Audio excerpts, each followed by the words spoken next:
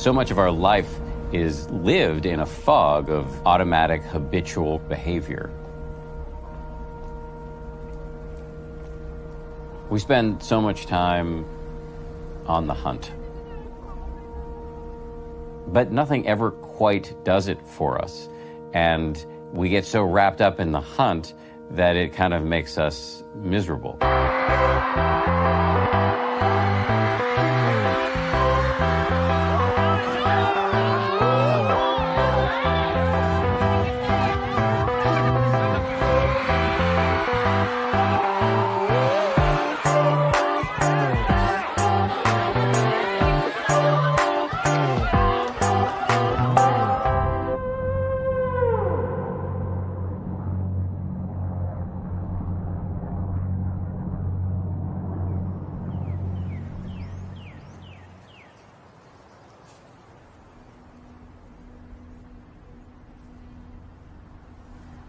I had everything I ever wanted. I had everything I was supposed to have. Everyone around me said, "You're successful." But really, I was miserable. There was this gaping void in my life. So I tried to fill that void the same way many people do, with stuff. Lots of stuff. I was filling the void with consumer purchases. I was spending money faster than I was earning it, attempting to buy my way to happiness. I thought I'd get there one day. Eventually, happiness had to be somewhere just around the corner. I was living paycheck to paycheck, living for a paycheck, living for stuff. But I wasn't living at all.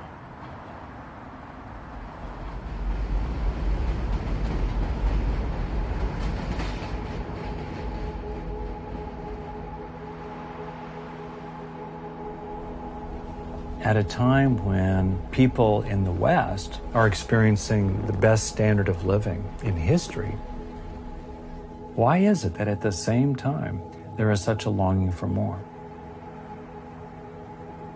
I think of that as a kind of biologically based delusional craving.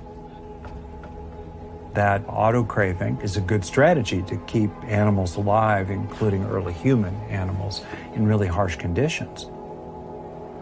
But these days, today, it creates a disconnect. You're like a puppet whose strings are being pulled by Mother Nature and evolution, reaching back tens of millions of years. We still feel restless. We still are always scratching and clawing for more. It's why lottery winners are miserable. It's why homeowners have 3-car garages. The first car creates an exponential, awesome rush of happiness and joy and utility. The second car comes about because we tire of the first car. And as humans, we're wired to become dissatisfied. It's an addiction, really. And we are encouraged to maintain the addiction through technology and information. American culture has, for the most part, these blinders on. There's definitely this illusion of what our lives should look like. Whether it's advertising or your Instagram or Facebook feed, it's this illusion that our lives should be perfect. It's natural to use other people's lives and even imagined lives, the confections we see in advertisements, as a yardstick. You open Vanity Fair or Esquire and you see very sexy and glamorous lives. And then the projects, for most people, seems to become, how can I get that, or as close to that as I'm going to get? There can be an immense amount of dissatisfaction trying to live that way. And many of us see no alternative but to live that way. Advertising has polluted and infiltrated culture. It's in our movies. It's in our television shows. It's in our books. It's in our doctor's offices. It's in the taxi cabs. It's in the bar sitting next to you. The person who you think you're just having an idle chat with could have been placed there by an alcohol company. It's been a slow evolution. This is not something that just happened yesterday. This is something that has been sold to us over, say, the past 100 years, slowly but surely, by those that want to make a whole lot of money. Now that's what I call a good-looking car. They want us to believe that you really need these things. Every year that passes, there's more stimuli, there's more pressure, there's more options, there's more media, there's more noise. And by streamlining and simplifying and just letting people know that they have the option, it's that wake-up call that is really valuable and in a very critical time right now.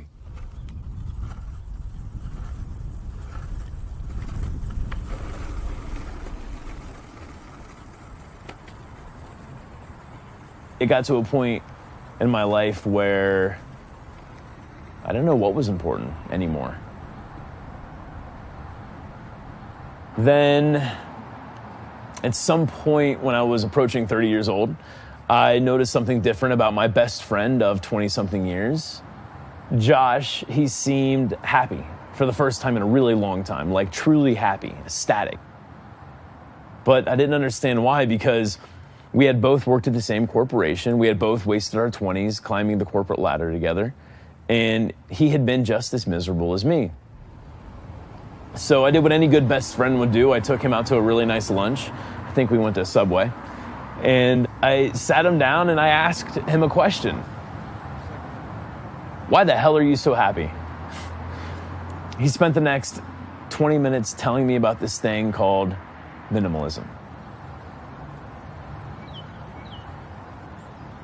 Before I discovered minimalism, I think my life looked like pretty much anyone else's. I had a lot of stuff. Hundreds, thousands of books. DVDs and VHSs, closets full of expensive clothes.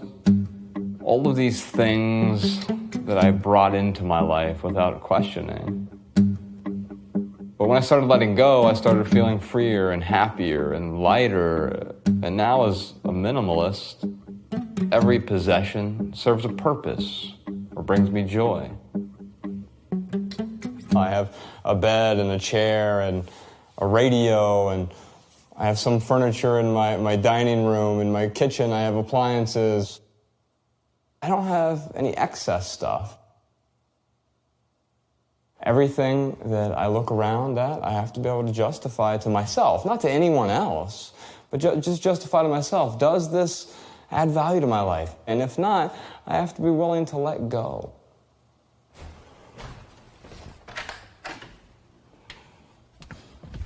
Ryan and I just finished writing a book about the last 5 years of our lives, from being these suit and tie corporate guys to minimalists. And so now we're going to get on the road for 10 months this year and promote that book, but really promote a message we really believe in, a simple living message of living more deliberately with less. Oh, and I'll need a jacket. We'll see where the journey takes us.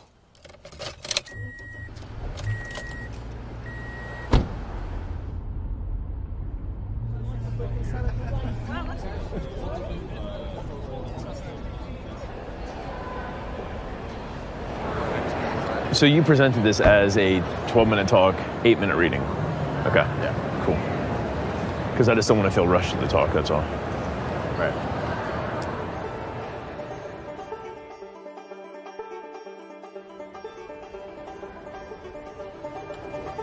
Ready? I was born ready. Nice. Hello, thanks for coming out. My name is Ryan Nicodemos, and this is the Joshua Fields Millburn. And together we run a website called theminimalists.com.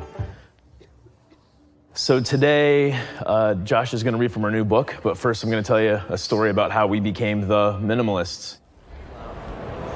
we've never been shut out. So as long as one person shows up, that's all that matters. I feel really good.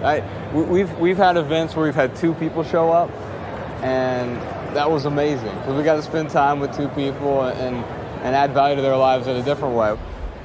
I'm a hugger, man. Okay. Thanks for coming out, man. John, thanks for coming out and seeing the talk, man. Yeah, for sure. Yeah, absolutely. Our pleasure. Thank you. Did you forget your Kindle and badge in there? Oh, yes. Thank you.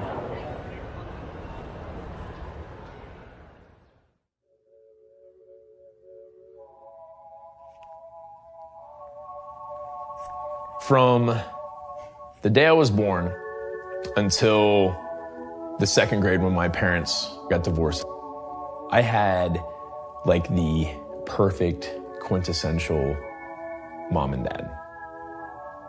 When my mom left my dad, she just really went off the deep end. By junior high, we had a lot of people over at the house. And later I found out they were in there smoking crack. They would cook crack. By the 8th grade, the SWAT team was kicking in our door, busting my mother for selling drugs. It was a drug that overtook my mother. Josh had a very similar childhood to what I did. My very first memories of my father extinguishing a cigarette on my mother's chest. Shortly after she left my father, she started drinking. It was my biggest fear that I was going to get taken away from her. When she was sober, she was a phenomenal mother. I think she kind of felt trapped. My mom always complained about money. She didn't have any money. I remember being poor growing up. And I remember thinking, when I graduate high school, I want to start on a path that is going to take me somewhere other than a struggle. Half a mile turn left on the San Pedro Drive. We're currently on our way to NPR for a radio interview. Those are our peeps. That's our demographic. Howdy. You're looking for Rita Daniels. I think so, yes. The Minimalists. We are Yes. indeed. How are you? I'm Scott. I'm Ryan. I'm a hugger, man. Oh, Nice to meet you, buddy. Oh, thanks for we're having filming us. too. Joshua. All right. I think my light bulb moment is when I was showing my guys how to sell cell phones to a 5-year-old. I was like, what am I doing? This mentality of getting a better promotion, getting a better house, getting a better car, getting a bigger paycheck, being able to buy more expensive bar tabs. And to do that, I had to sell cell phones to 5-year-olds. There's a template out there. You can call it the American dream or keeping up with the Joneses or whatever. That's just a template. It's not the template. And once we realize that, I think we can create our own template that works just for us.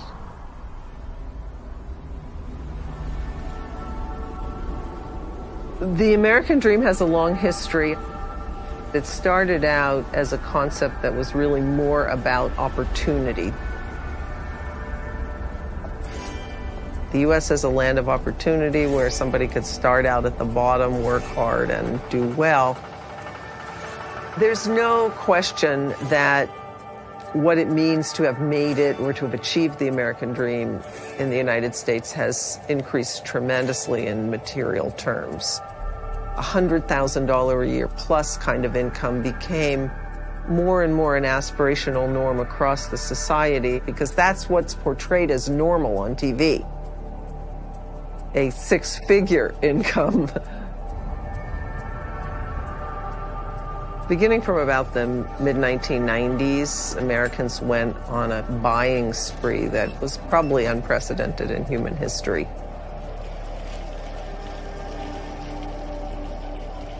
And a lot of it had to do with the cheapness of products coming mostly from China. Whether we're talking about fashion, electronics, all types of household goods.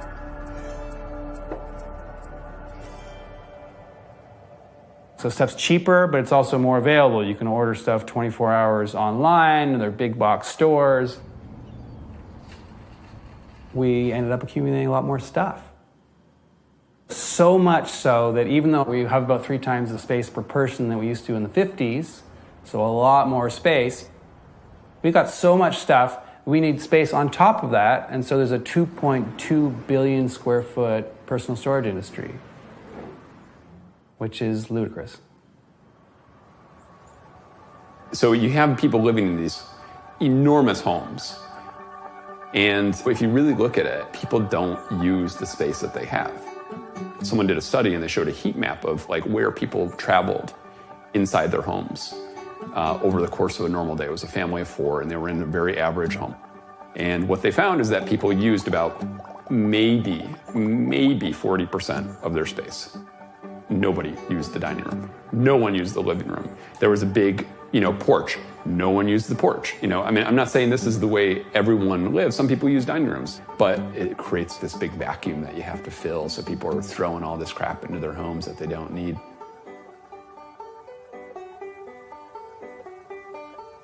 We're living our life depending on the space we've got rather than creating our space to fit our lives.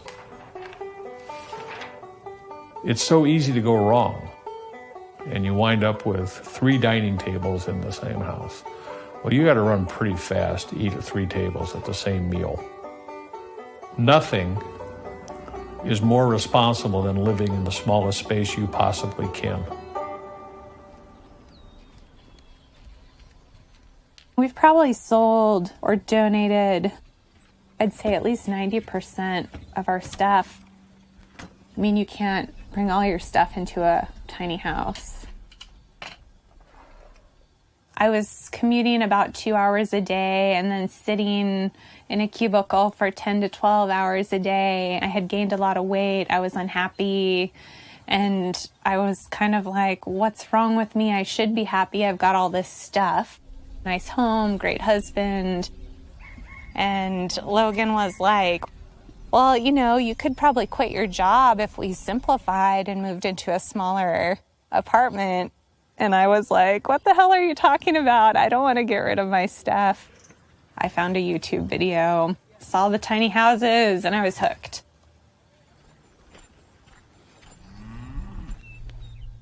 Hi, Earl. What's up, dude? I think the biggest thing for me, at least in the beginning, was the financial side of things. When we looked at our budget and the numbers, I was like, well, let's just give it a go. If I hate a smaller apartment, we can always upsize. I think there's this element of affordability, simplicity, and sustainability that just makes tiny houses seem like the perfect solution to a problem we haven't yet figured out, which is how do we go from working all throughout a lifetime to enjoying a lifetime with a bit of work here and there. For a long time, when people were looking to buy their first house, they looked at their budget and they said, how much money do I have to spend? Oh, I have $500,000. Let me buy whatever $500,000 can get me.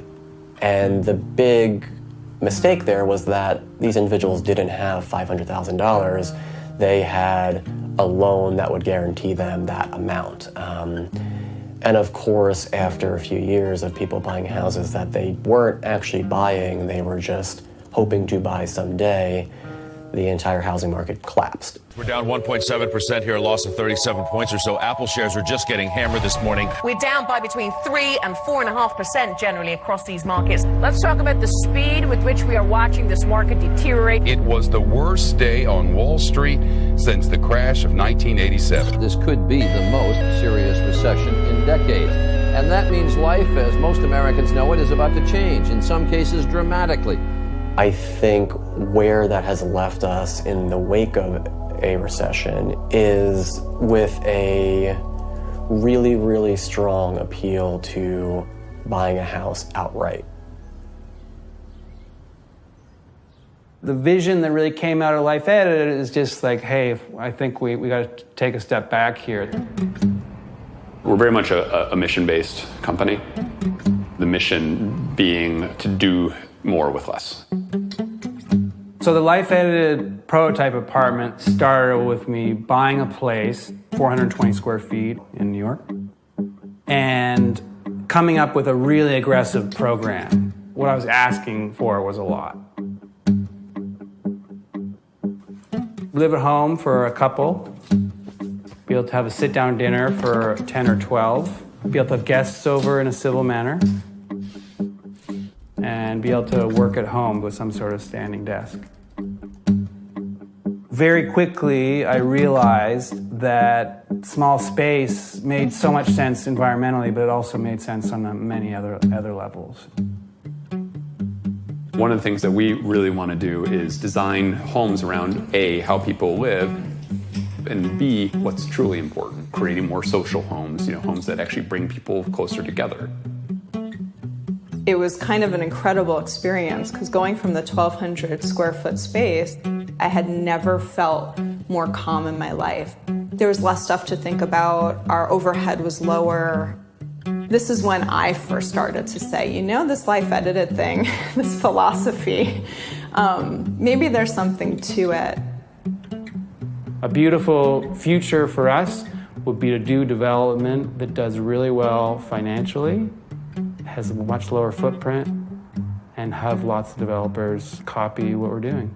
And so that it really spreads and we start to change how we live as Americans and just change this desire for the bigger is better philosophy. I think we've only begun to re-examine what it means to be successful in life. It's no longer that white picket fence. It's no longer that McMansion. I think that people are beginning to recognize that they've maybe been tricked and that they maybe have more agency over their options than they once thought they did.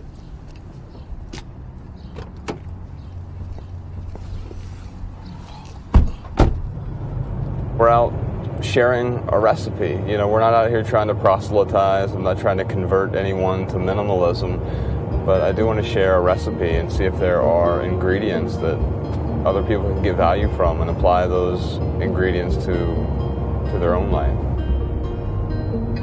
There's this underlying discontent, and I think that it starts to manifest in our stuff. And what I'm finding as we go out on the road and we talk to so many people, everyone is looking for more meaning in their lives. We're at the Tucson Book Festival. We're getting ready to go sign some books. And then a little bit later, we'll do our speech. Man, look at all these people waiting to get their books signed by us. Let's sit on the outside. This just doesn't feel like us. If one person comes, then we will go out to the front and stand there. Okay. What's up, man? Love your stuff. Oh, thanks. I'm a hugger, brother. I'm going to give you a hug. Yeah. I follow you guys on Facebook, and you got your talk this afternoon. What time is it at? We are at 7 o'clock. Imagine a life with less stuff, less clutter, less stress and debt and discontent, a life with fewer distractions. Now imagine a life with more time, more meaningful relationships, more growth and contribution and contentment. So it's funny because people will inevitably come up to us and they'll be like, now, I'm not a minimalist like you. I've got this book collection. I love books, and I've got a nice big library, and I love the way the books smell. I love turning the pages. I love how they feel. I love lending them out to my friends, and then we talk about the books later. And I'm like, hey, keep your books. It sounds like you get a lot of value out of your books. And that's what I would say with any type of collection. If you get a book or whatever, that's great. Make sure you minimize it afterwards. But I'd love to get a hug from you as well. We're big time huggers, so they're free and transferable. Make sure you grab one from us afterward.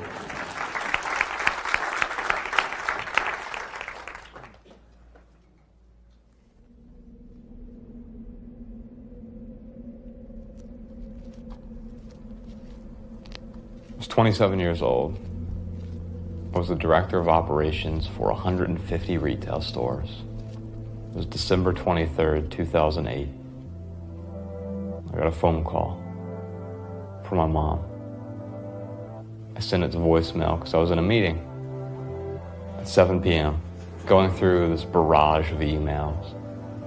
And I realized I had several voicemails.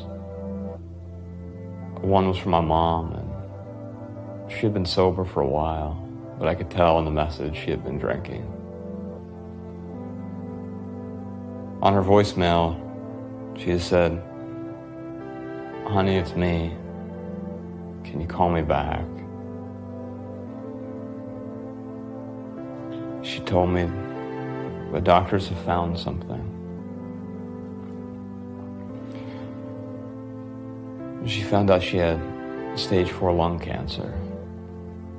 She went through chemo and radiation, but stage 4, you usually don't get out of that. I got to hospice. My mom was still in the bed. It was the first time I cried in my adult life. Sobbed uncontrollably. I kept saying, "I'm sorry." I didn't even know why at the time I was saying it. It just was the only thing that I could say. I really wish that I would have spent more time with her.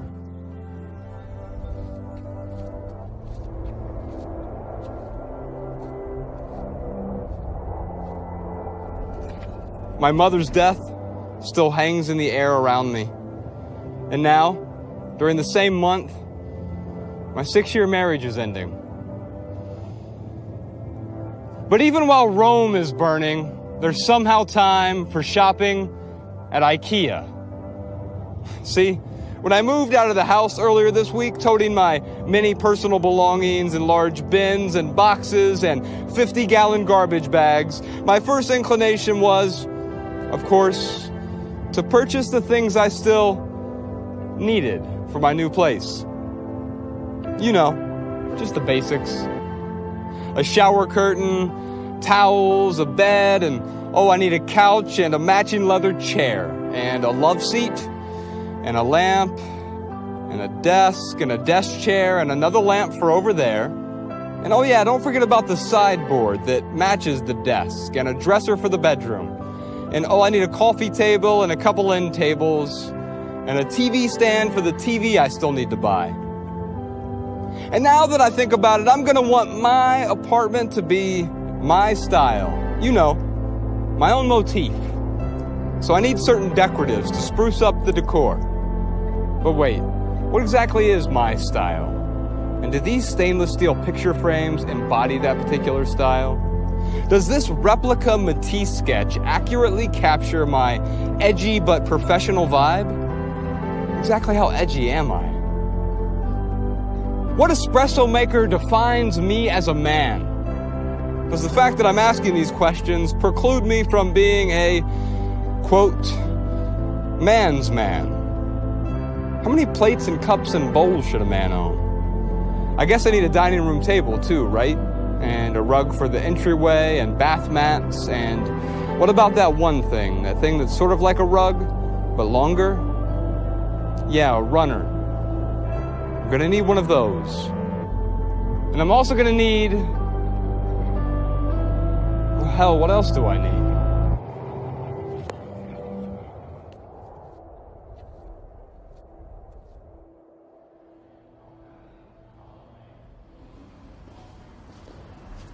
My name is Sam Harris. I'm an author and neuroscientist, and I'm interested in how our growing understanding of ourselves scientifically can and must and really should change our conception of what it means to live a good life. Gratifying desires in a starkly materialistic way is really an interesting phenomenon. You have this thing that you were obsessed about, but then the new version comes out, which is new and improved in a dozen ways. When it comes to the newest, hottest, most crave-worthy status symbols, you can bet customers will wait long hours to snag one. And now you no longer care about the one you have. In fact, the one you have is a source of dissatisfaction. I think we're confused about what's going to make us happy. Many people think that material possessions are really at the center of the bullseye, and they expect that gratifying each desire as it arises will somehow summate into a satisfying life. It is clear that as human beings, we have strong attachment, initially in our lives, to people who are caring for us. And sometimes it feels like those attachments spill over to objects, as if they were as important as people.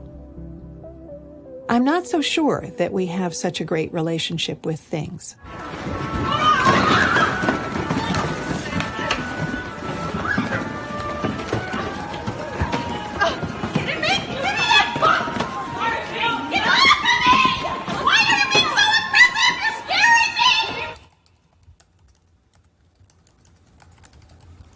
I was talking to the author and sociologist Julie Shore, and I said, the problem with our society is that we're too materialist. And she said, actually, if you think about it, in some ways, we're not material enough. We are too materialistic in the everyday sense of the word, and we are not at all materialistic enough in the true sense of the word. We need to be true materialists, like really care about the materiality of goods.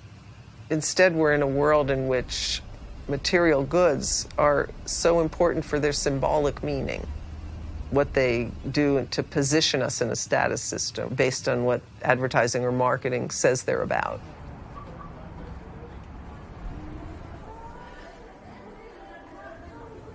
The status quo in the fashion industry right now is driven by fast fashion.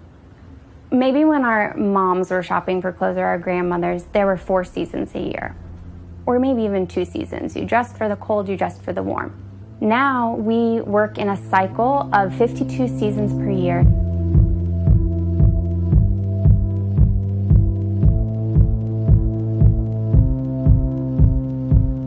They want you to feel like you're out of trend after 1 week so that you will buy something new the following week. There have actually been accounts of big fashion retailers bailing all of the clothes from 1 week together, slashing through them with scissors, destroying them and leaving them on the side of the road so that nobody can resell them or even wear them. They want consumers to buy as much clothing as quickly as possible. The era of fast fashion, in which we're making clothes in sweatshops, so we're not paying the true labor costs and we're not paying the ecological costs of these things, drove the price of apparel down so far that used apparel became worthless. I like to think rice and beans cost more than used apparel. In historical terms, that's the world upside down. And that represents the economics of such an extreme and profound unsustainability. For a scholar of these things, it's kind of breathtaking and horrifying. Fast fashion is what's happened to apparel and then increasingly to the whole consumer goods sector. Almost anything in the home now, it becomes an object of fashionability. And that's been a just dramatic transformation. If you think about the concept of fashion, it embodies in it the idea that you can throw things away, not when they're no longer usable, but when they no longer have that social value or they're no longer fashionable. I think people buy because they're trying to fulfill this void inside of them. And I know that because that was me.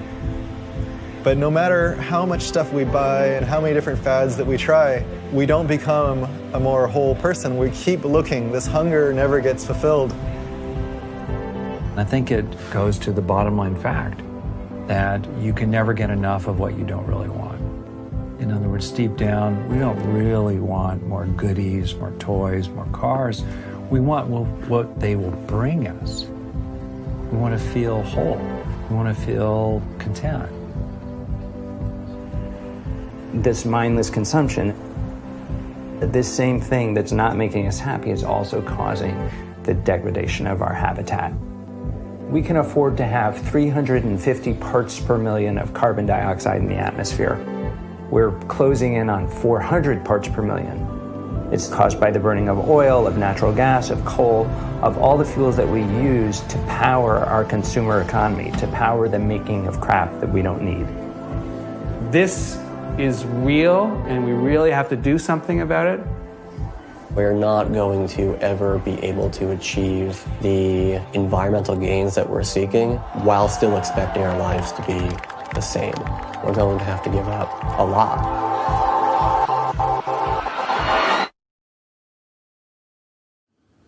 The secret is that a lot of that we're not actually going to miss.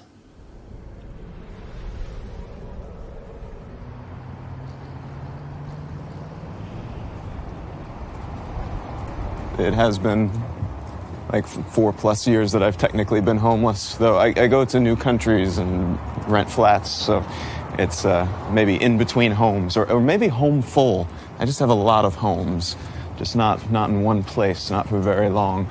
It's always interesting. You go on a date or something and have to explain, well, yes, I'm homeless. Maybe I shouldn't lead with that.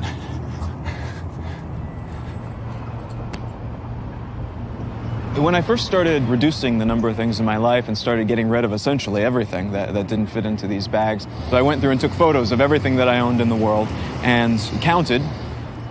And as a result, I found out that I had 51 things in the entire world.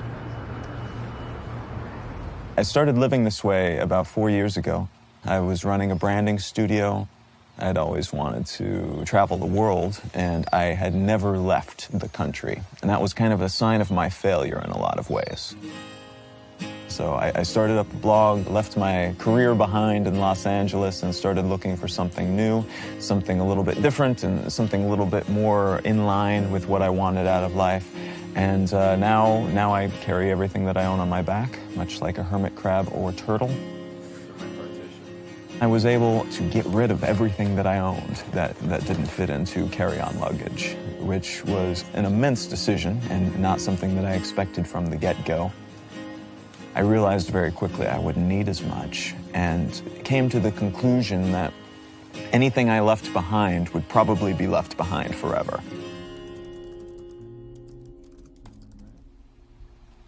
What did it at the end of the day?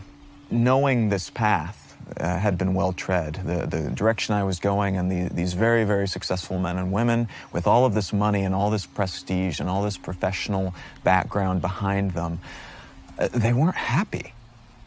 They're very successful, but not in an absolute sense. They're dollars and cents successful.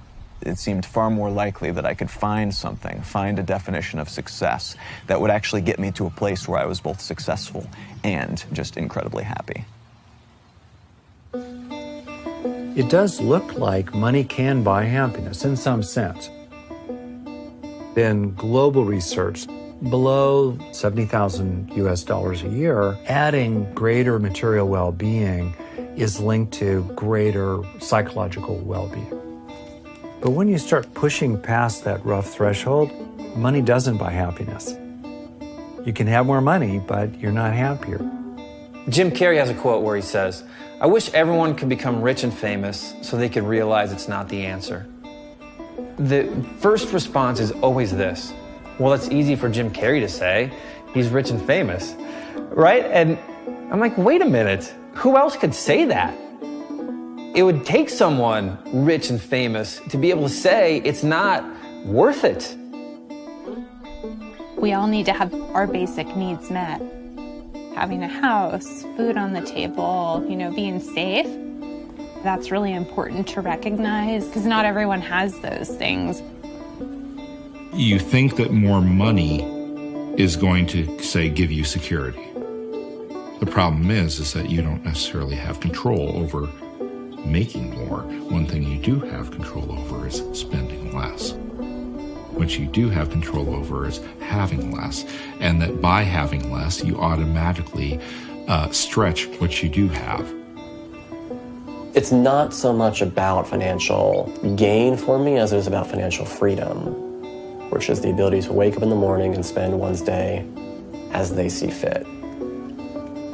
And part of why we consume a thing is that we work for so long, and a lot of people aren't finding fulfillment in their jobs. and they need some way to tell themselves that it is worth it, that it is amounting to something more than a few numbers in a bank account. There's more to life than bills and money and work. How do you win? You win by the traditional monikers of success. You win by how many zeros are at the end of your paycheck. I remember I was sitting, in a Barnes & Nobles, and I was deciding what major I would study, and all I was doing was leafing through this book. It was a book that showed degree versus earning potential over time. And that's when I zeroed in on finance and accounting. My entire life became about winning with a capital W. My entire life became about being the guy that would be respected.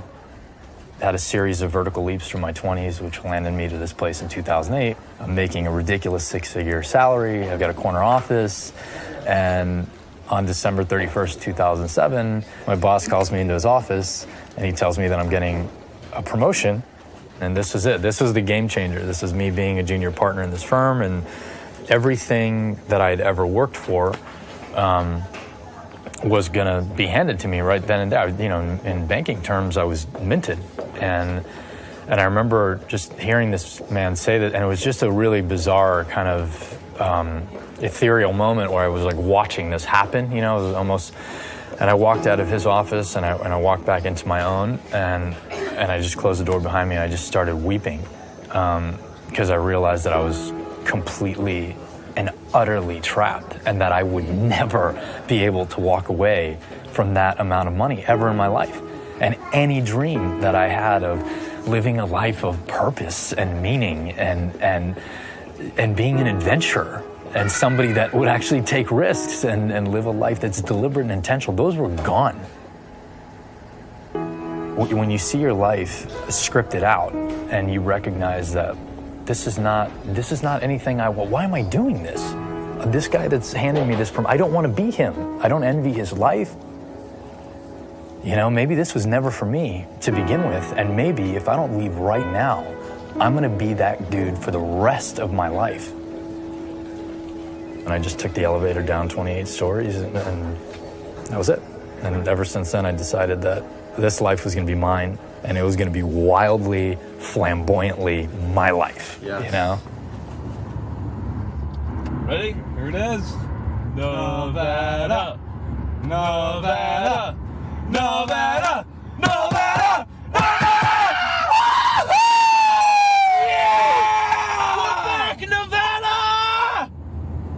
Woo! Yeah. That was good. All those people are waiting. That's what we're. And I'm not sure where they're supposed to be. I'm thinking. Do you want to go take a look over here? Sure, we can do that. Or scrambling to find seats for roughly 30 people. This is the most disorganized night of the tour so far. We're in Las Vegas, go figure. And the space that we rented here, for whatever reason, aren't ready for us, even though that we paid to rent the space. Thankfully, there's some awesome people here who are really helping us. Somehow we're going to make this work. Yes. Wow. Thank you very much. It's funny. I used to think rich was earning $50,000 a year. Then when I started climbing the corporate ladder in my early 20s, I quickly began earning 50 grand. But I didn't feel rich. Something went wrong. I had to go back to the drawing board. And I found out that I hadn't adjusted for inflation. Okay, so we can pontificate for only so long. We're really here for you, as Ryan mentioned. And so we like to do what we call questions and attempted answers. You're dedicated, you're creative, you're innovative, you have a sincere desire for mankind. The very people who the wolves of Wall Street fear, and to me, you're moving yourself from the war. If you're really talking about minimalism, the ultimate minimalist is a hermit, a recluse, or a monk. And to me, that's not going to change the world. You know what I'm saying? You're the only threat to that system. You're right. There are two sides of the spectrum. I think, we're ideally somewhere in the middle of that, right? Because I don't think there's anything wrong with consumption.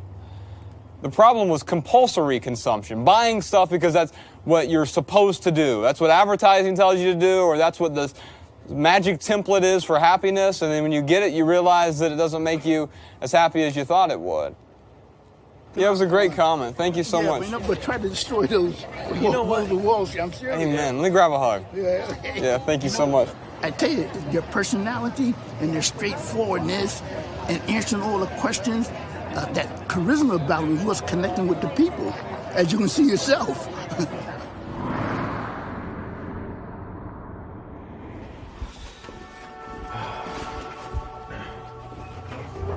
It's like 4:30 in the morning. Yes. And we are gonna go be on TV.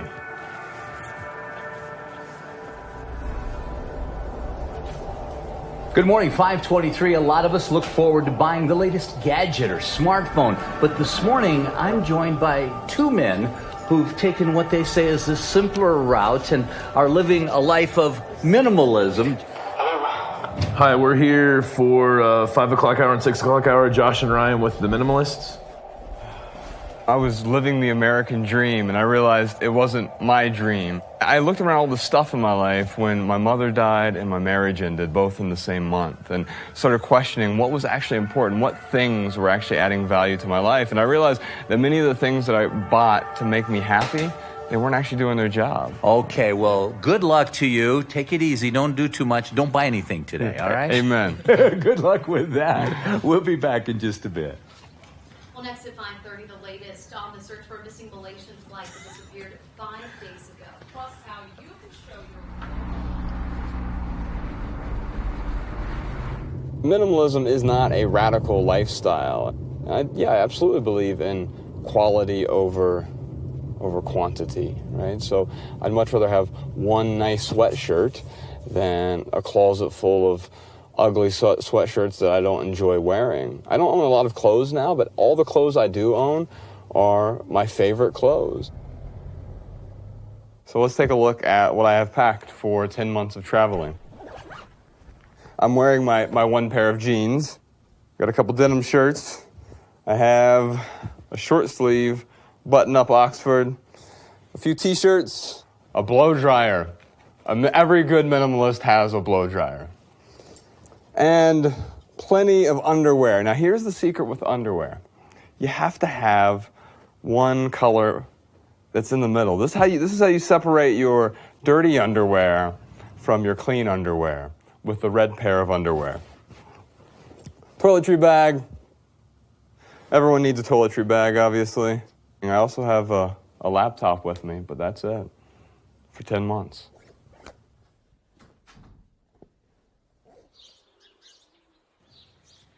We didn't really have a plan, which is pretty much our story. In 2010, when I was really digging into this decluttering and simplifying, I thought about the one place in my house that was the most cluttered, and that was my closet. And so I decided to create a minimalist fashion challenge to use less than what I had. So Project 333, the challenge for me was to wear 33 items for 3 months. And the 33 items included clothing, jewelry, accessories, and shoes. And that's where I usually lose people. It was a great way for me to really see what I needed, what I was using, and just if it would make a difference. And so I was working in advertising. I had a lot of clients I had to see every day. I'd go to sales meetings. And for that first 3 months, nobody noticed. The story got picked up by the Associated Press because so many people were writing about it and practicing it and trying it. In this video, I'm going to talk more about how I plan my Project 333. Project 333. Project 333. And I thought, oh boy, this is it.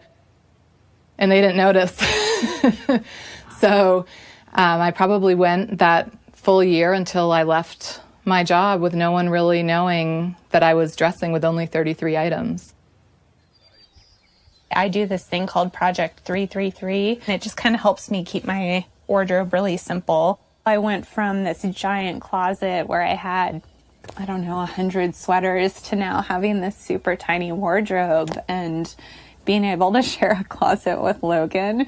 And that's made a big difference. Just, I don't fret about what I'm going to put on in the morning because all the stuff in my closet is awesome. At least I think so.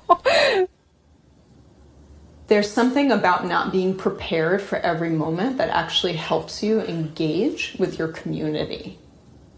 Being pregnant, for instance, it's such a limited time. I had a dress-up event to go to, and I said to David, let me go see if I can find a dress. And I was thinking, gosh, this is really outdated. I have 2 months left. The event is next week. What am I going to do? So I called a couple of my girlfriends. Hey, do you have any dresses I can, go through? But in the past, I definitely would have bought what I needed when I needed it, because that's what you do. You prepare yourself, for your situation. The beauty of it is it's become very communal. Our friends ask us for stuff. We've become closer to people because of it. Mark and I got married in 2005, and a year later, I started feeling really bad. Had a lot of vertigo and tingling and fatigue. That following year got really bad, and in July I was diagnosed with MS. And at first we were both terrified. It was hard. That was a tough time. I mean, immediately my response wasn't, I got to simplify things. I'm a slow learner. So I decided I had to really push hard to prove that I was okay. And so I worked more.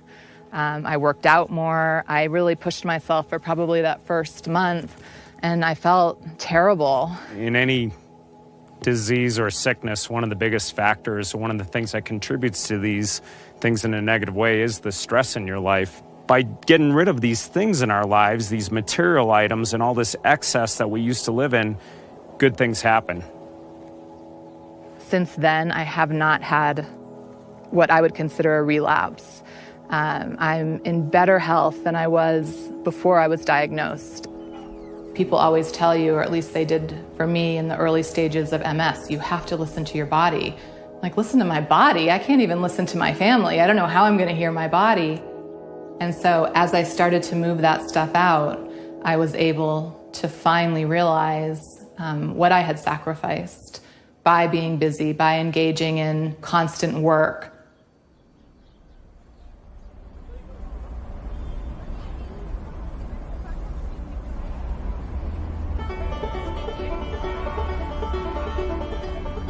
We have this capacity for focus, but we're living in a context where we are continually moving from one stimulus to the next in search of the dopamine experience, where we're rewarded by the next email or the next retweet or the next thing that comes into our phone rather often.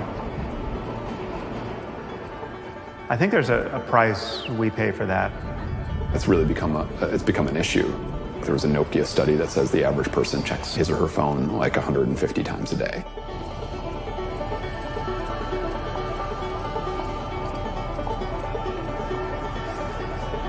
You walk down the street in any major city, locked into their devices. We are totally in the matrix. And it's easier to be mindless and just read the paper, update your social media feed, and consume.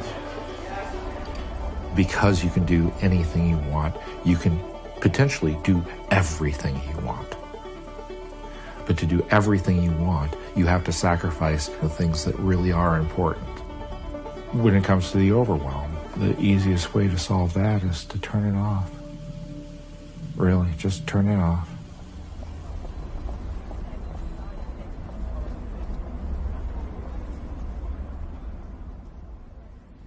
It was really powerful to realize that most of my life was in a daydream. In an apparent attempt to garner sympathy. I got here to ABC News when I was 28 years old, and I was a really ambitious young guy. And my way of compensating for my insecurity about being such a newbie was to throw myself into the job and really become a workaholic. And after 9/11, I raised my hand to go overseas and cover the ensuing conflicts. We were fortunate this week to have our reporter Dan Harris on a trip organized by the Taliban. We arrived at night, a spine-rattling ride down a single, mangled road into a city under siege. Spent a lot of time in Iraq and Afghanistan without really thinking much about the psychological consequences. And when I came home from a particularly long trip in Iraq, I got depressed. And then I did something really, really dumb, which was I started to self-medicate with recreational drugs. It was enough, according to my doctor, to provoke a panic attack on live television. We're going to go now to Dan Harris, who's at the news desk. Dan. Health news now. One of the world's most commonly prescribed medications may be providing a big bonus. Researchers report people who take cholesterol-lowering drugs called statins for at least 5 years may also lower their risk for cancer. But it's too early to prescribe statins slowly for cancer production. That does it for news. We're going to go back now to Robin and Charlie. It raised the level of adrenaline in my brain, which, according to my doctor, primed me to lose it on Good Morning America in front of 5 million people. 5.019 million people, according to the Nielsen ratings. That moment set me off on a weird and windy road that ultimately led me to the last thing that I ever thought would be useful for anybody, which was meditation.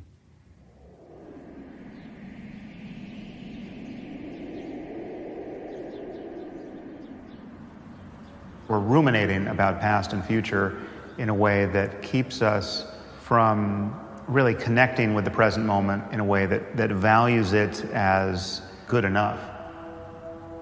Meditation is a technique of finding well-being in the present moment before anything happens.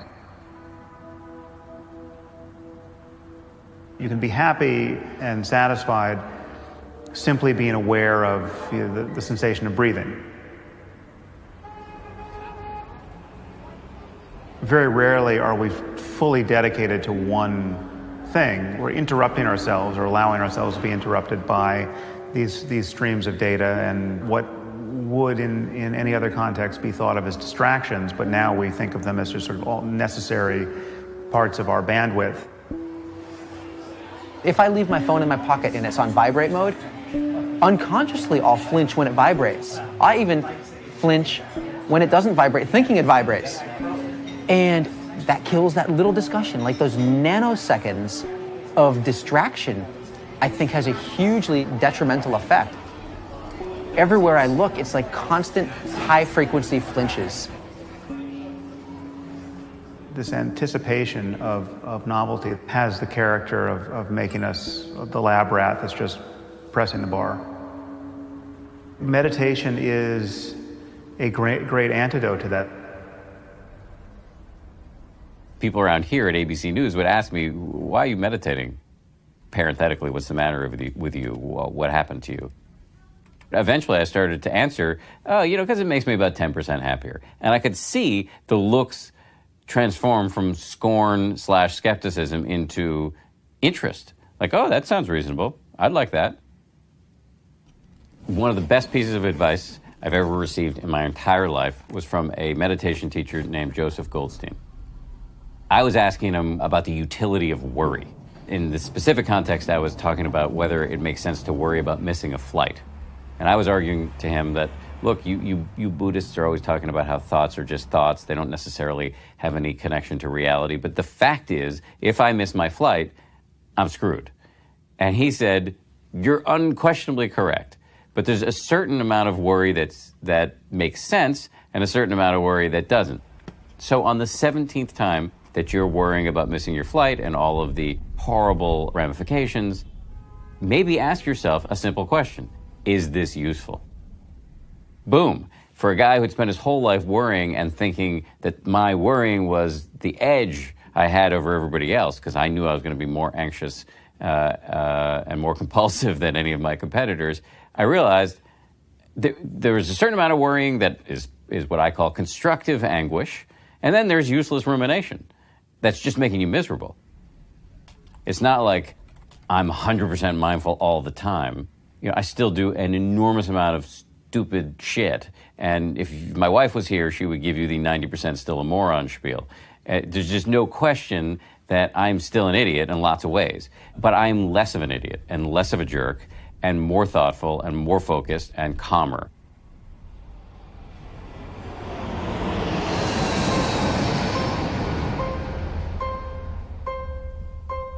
We've been on tour all year, and just when I start to think if we're getting through, if we're making a difference, the Today Show gives us a call and asks us to be on. Now we have an opportunity to share this with millions of people, which is huge. Dude, we're actually late now, so we gotta go.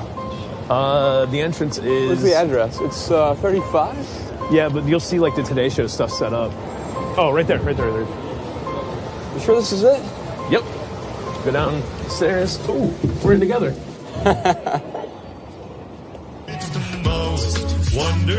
From NBC News, this is Today.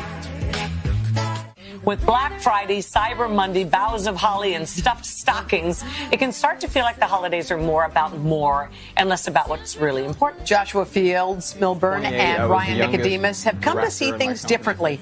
They are what you call the minimalists. Yeah. In a hypothetical world, what if one of you falls madly in love with a maximalist who likes her stuff? What are you going to do? No, that's a great question. My girlfriend, actually, I live with, I don't think she would call herself a minimalist. She's got about 20 pairs of shoes. Oh, that's nothing compared to her.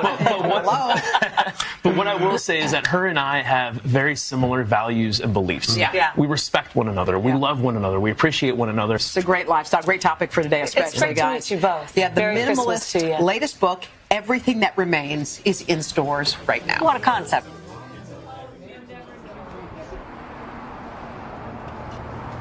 So the event last night was crazy. We showed up, the store owner had about 30 chairs out. I asked him to put out more chairs, and he was like, "Are you sure you're gonna need more chairs?" Ken Burns was here, and he maxed out all my seating. I got 60 chairs total. And I said, "Yeah, I think we'll have about 50 or 60 people show up. Go ahead and bring the rest of the chairs out." And we ended up having like 150, 200 people show up. I mean, people were standing on the bookshelves, wall to wall. What's up? Thanks for coming out to support us, man. Hey, thanks for everything you do. I think your story came at the right time. Serendipity. You guys are my inspiration. Awesome. Thank you so much for that. I'm glad we could help. Thanks for coming out, brother. We're seeing more and more and more people show up, so it's great to see the message is spreading.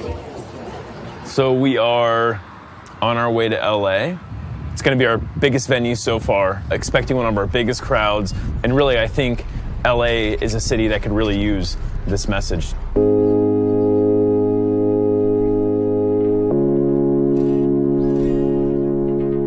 We like things little, but we love things big. Yeah, I grew out of it, and you just fit right in. It's time to find what is the space inside my mind. Philosophy of nothing in plain sight. Something so familiar, so foreign. Forget to remember to forget. The same art, just a different medium. A moving canvas, a picture of myself. We like things little, but we love things big. Yeah, I grew out of it, and you just fit right in. Cars, homes, and six-digit salaries. It may sound like a dream life. Joshua Millburn and Ryan Nicodemos on a world book tour, and here to explain why someone would just give up all of this stuff. Letting it go was really difficult. I wish I could say it was as easy as renting a dumpster and throwing away all my stuff, but it was really a process. Everything will someday fade. The truth is we're not leaving because of love. It's all that remains.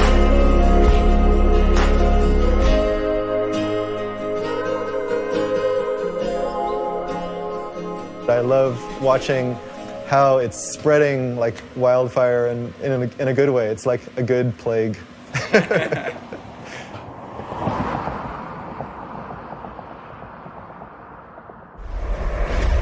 A startling new study shows a huge number of children under the age of 4 have access to a mobile device, and some of those kids started using them before they were 1 year old. We're building more competitive, more interesting environments for the consumer. This means ingesting signals they're telling us about their interest and making sure we can control what message they see next. Toronto-based ad exec has written an op-ed in the Globe and Mail saying it's time we stop advertising to children. Advertising to children has existed for so long. What's changed, though, is the amount of this advertising and the media through which this advertising comes. Historically, companies which had products aimed at kids would go toward the mothers and getting the mothers to want to buy the stuff for the kids. What happens is the companies decide to go around the mothers and go directly to the kids.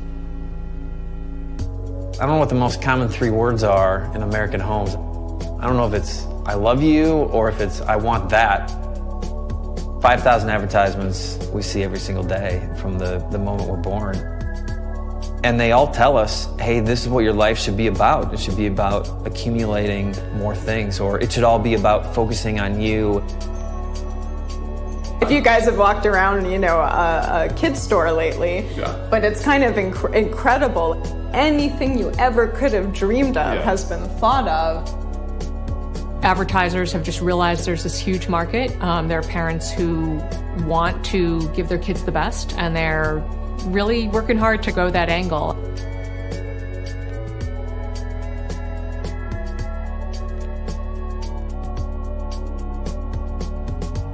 There's a problem of both process and content, and the problem of content is huge. The products that are being advertised to kids are junk. Welcome to Mutant Mania Wrestling! 120 new characters you can collect! The secret is their flexi spine! It's a junk culture. It's food that's bad for them. It's crappy toys that are gendered and violent. I don't see the argument for subjecting children to this. Like, there's no positive social benefit from it. We just know there's a negative. And it's just the political power of advertising and the companies that do the advertising that keeps us from doing something about it.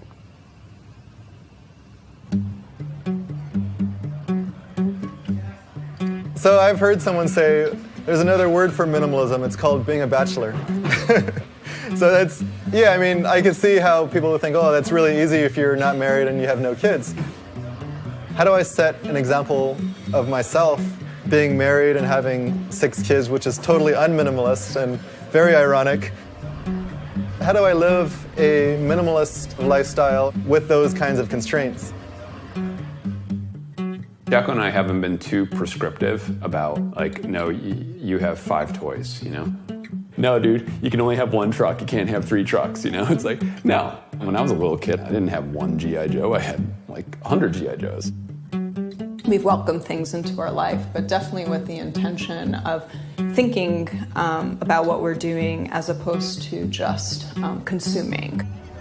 When you live with other people and you're a family, you can't just make unilateral decisions. Okay, we're now getting rid of everything and throwing the TV out the door. There will be a riot.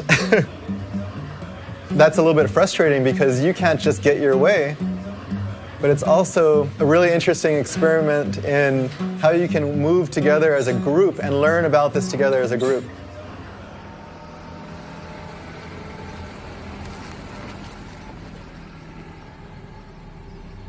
At the very beginning, when we decided to live with less, we knew early on that minimalism was just going to look like the way we wanted it to look.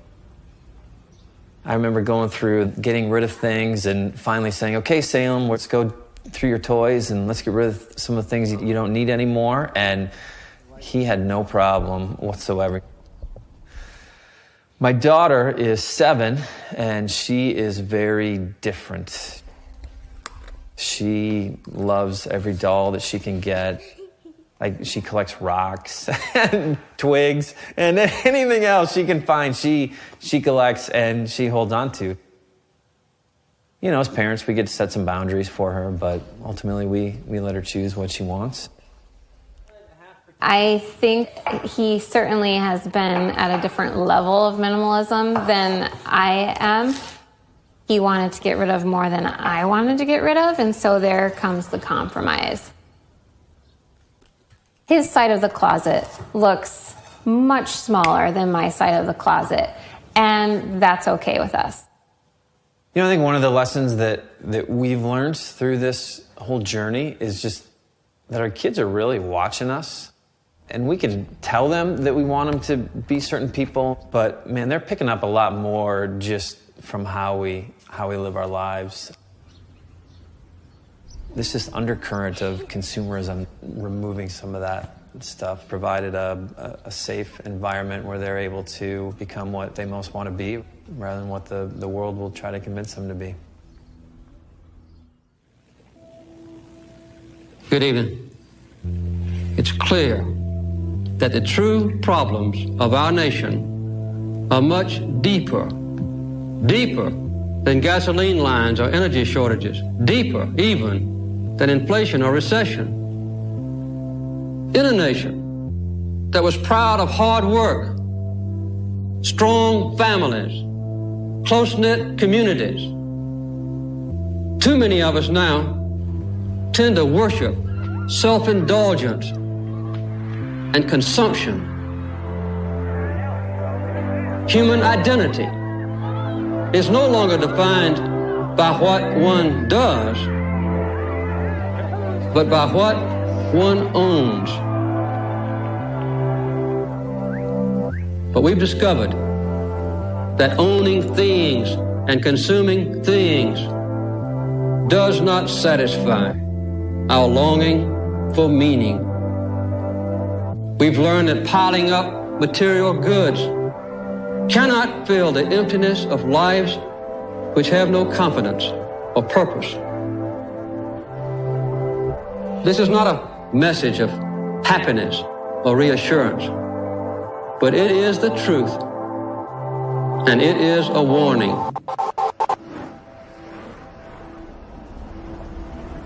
We think we need those things because we've been told we need those things. We've been told we need those things by our society. It's been this kind of slow little thing that's just kind of trickled in, and suddenly it becomes the thing you do. It really does come down to a value-based ideal. You want to do the most amount of good and get the most amount of value with exactly what you need. Having too little is not going to give you that, and having too much is not going to give you that, right? Having that balance, having enough, that's what you're looking for.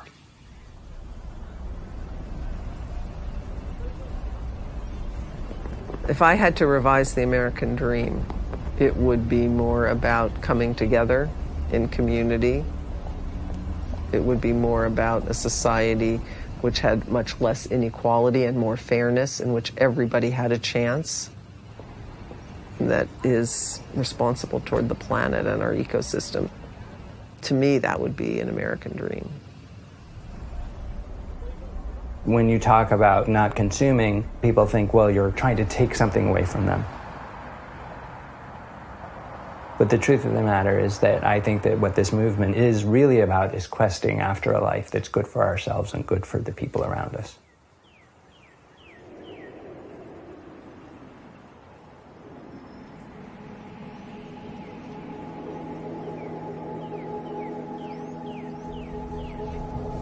So we're in LA right now.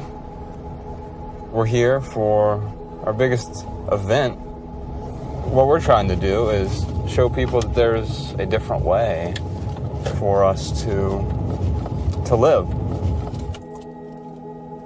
The people you bring into your life, you should always be hanging out with people who have the same values. And that's really what minimalism is about. It's about living deliberately. So every choice that I make, every relationship, every item, every dollar I spend, I'm not perfect, obviously, but I do constantly ask the question, is this adding value? Am I being deliberate with this decision? Go see him tonight at the last bookstore in Los Angeles at 7 o'clock. Thank you, Joshua and Ryan, for coming in. I didn't realize it at the time, but I was so focused on what my idea of success was. My idea of success was making more money. I said my relationships were a priority. Well, I didn't pay any attention to the people closest to me, including my mom. The whole point of this message, the whole point of us sharing this story is to help people curb that appetite for more things, because it's such a destructive path to go down. I literally have used people to sell cell phones. I've used people to get bigger and better clients. And what I love about my life now is I can be genuine and that there is no manipulation. It is my very, very great pleasure to introduce Joshua Fields Millburn and Ryan Nicodemos, the Minimalists.